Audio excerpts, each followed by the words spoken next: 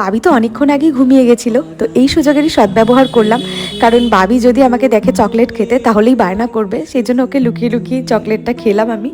বাবি ঘুম থেকে উঠে যাওয়ার পর ওকে সন্ধেবেলাতে খাইয়ে তারপরে বসেছিলাম একটু পড়াতে।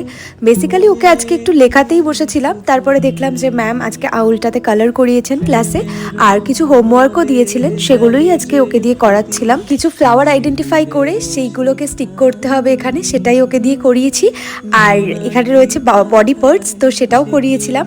তারপরে পড়ে টড়ে ওঠার পর ইনি একটু ডান্স করে দেখাচ্ছিলেন আমাদেরকে।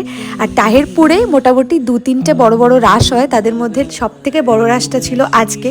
যদিও রাসের প্রসেশন আরও দুটো বেরিয়েছিল দুদিন আগে, কিন্তু সেটা আর কোনো ভিডিও ক্যাপচার করিনি বলে তোমাদের সাথে শেয়ার করিনি। বাট আজকেরটা সত্যি ভীষণ ভীষণ ভালো ছিল, আর অনেকটা বড় একটা প্রসেশন। আমরা প্রায় 20 মিনিট ধরে এই প্রসেশনটা দেখেছিলাম।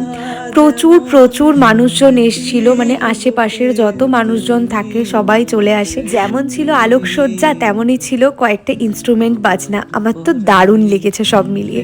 তো বাড়িতে আসার পর দেখলাম বাবাও চলে এসেছে, আর বাবা বাড়িতে আসলে আমাদের একবার বসে চায়ের আসর। তো চলো আজকের মিনি ব্লগটা এতটুকুই, দেখা হচ্ছে নেক্সট মিনি ব্লগে। টিল দেন ভালো থেকো, সুস্থ থেকো, এবং নতুন একটা মিনি ব্লগের সাথে আবার তোমাদের সাথে দেখা হচ্ছে খুব তাড়াতাড়ি।